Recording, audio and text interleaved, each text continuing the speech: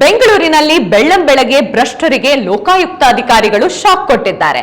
ಬೆಂಗಳೂರಿನಲ್ಲಿ 3 ಐಎಎಸ್ ಅಧಿಕಾರಿಗಳ ಮನೆ ಮೇಲೆ ದಾಳಿ ನಡೆಸಿರೋ ಲೋಕಾಯುಕ್ತ ಅಧಿಕಾರಿಗಳು ಹಲವು ಪರಿಶೀಲನೆಗಳನ್ನು ನಡೆಸುತ್ತಿದ್ದಾರೆ. ಐಎಎಸ್ ಅಧಿಕಾರಿಗಳಾದ ವಸಂತಿ ಅಮರ್, ಟೌನ್ ಪ್ಲಾನಿಂಗ್ ಸಹಾಯಕ ನಿರ್ದೇಶಕ ಬಾಗ್ಲಿ ಮಾರುತಿ ಮತ್ತು ಬಿಬಿಎಂಪಿ ಕಾರ್ಯನಿರ್ವಾಹಕ ಯರ್ರಪ್ಪ ರೆಡ್ಡಿ ಮನೆ ಮೇಲೆ ದಾಳಿ ನಡೆಸಿದ್ದಾರೆ. ಈ ಹಿಂದೆ 3 ಅಧಿಕಾರಿಗಳ ವಿರುದ್ಧ ಸರ್ಕಾರಿ ಜಮೀನು ಅಕ್ರಮವಾಗಿ ಬೇರೆಯವರ ಹೆಸರಿಗೆ ವರ್ಗಾವಣೆ ಮಾಡಿರೋ ಆರೋಪ ಕೇಳಿ ಬಂದಿತ್ತು.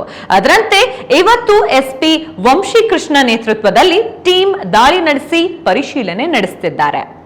ಟೌನ್ ಪ್ಲಾನಿಂಗ್ ಬಾಗ್ಲಿ ಮಾರುತಿ ನಿವಾಸದಲ್ಲಿ ಭಾರಿ ಮೌಲ್ಯದ ಚಿನ್ನಾಭರಣಗಳು, ದುಬಾರಿ ಬೆಲೆಯ ವಾಚ್ಗಳು, ಲಕ್ಷಾಂತರ ಮೌಲ್ಯದ ಬೆಳ್ಳಿ ವಸ್ತುಗಳು ಹಾಗೂ ನಗದು ಹಣವನ್ನು ಲೋಕಾಯುಕ್ತ ಅಧಿಕಾರಿಗಳು ವಶಕ್ಕೆ ಪಡೆದಿದ್ದಾರೆ. ಬೀದರಿನ ಜೈಲ್ ಕಾಲೋನಿ ಎಸ್ಬಿಪಿ ನಗರದ ನಿವಾಸದ ಮೇಲೆ ದಾಳಿ ಮಾಡಲಾಗಿದೆ.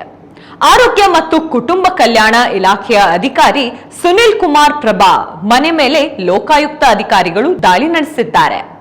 ಸುನಿಲ್ ಕುಮಾರ್ ವಿರುದ್ಧ ಅಕ್ರಮ ಆಸ್ತಿ ಗಳಿಕೆ ಆರೋಪ ಕೇಳಿ ಬಂದಿದೆ. ವಿಜಯನಗರದಲ್ಲೂ ಲೋಕಾಯುಕ್ತ ಅಧಿಕಾರಿಗಳು ಭ್ರಷ್ಟರ ಬೇಟೆಯಾಡಿದ್ದಾರೆ. ಹೊಸಪೇಟೆ ತಾಲೂಕಿನ ಹಂಪಿಯ ಪಂಚಾಯತ್ ಅಧ್ಯಕ್ಷೆ ರಜನಿ ಷಣ್ಮುಖ ಗೌಡ ಮನೆ ಮೇಲೆ ದಾಳಿ ನಡೆಸಿರೋ ಅಧಿಕಾರಿಗಳು ದಾಖಲೆ ಪರಿಶೀಲನೆ ನಡೆಸುತ್ತಿದ್ದಾರೆ.